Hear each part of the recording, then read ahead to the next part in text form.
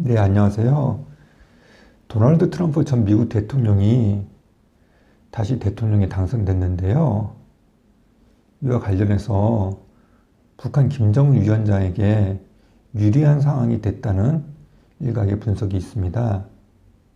근데 저는 그럴 가능성은 희박하다고 봅니다. 일부에서는 트럼프 전 대통령이 노벨 평화상을 받기 위해서 김정은 위원장과의 관계를 부드럽게 이어갈 것이라고 얘기하는데요. 3대 세습의 당사자이자 독재자이며 인권 탄압의 장본인이고 최근에는 우크라이나 러시아 전쟁의 파병까지 한 김정은 위원장과 가까이 지냈다는 걸 이유로 노벨 평화상을 받을 가능성은 제로에 가깝다고 봅니다.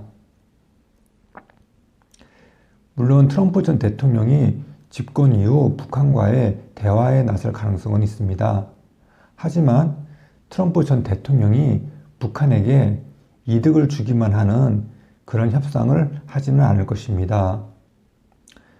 북한에게 핵을 포기하라고 하면서 그 대가로 경제적 지원을 해주겠다고 할 수 있지만 이런 제안을 김정은 위원장이 받아들이기가 쉽지 않습니다. 김정은 위원장에겐 핵은 자신의 생명줄과 같습니다. 그런 핵을 포기할까요?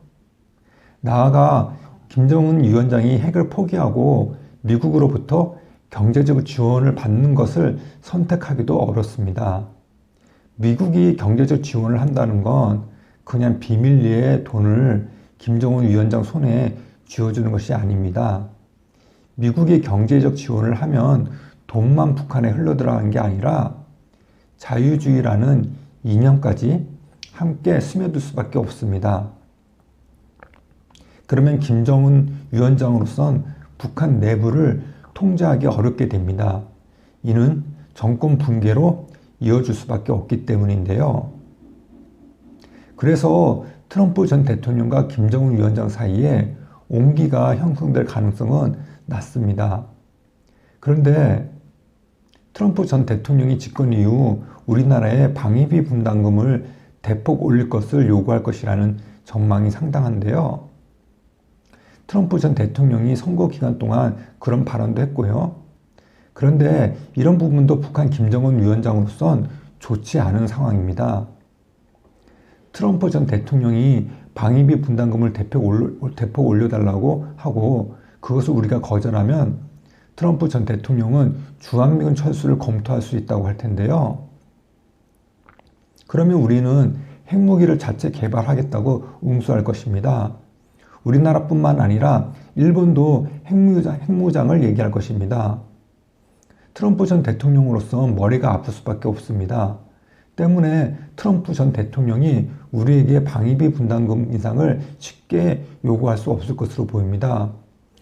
나아가 트럼프 전 대통령의 성격상 아예 골치 아픈 북한 핵시설을 정밀 폭격할 수도 있을 것입니다.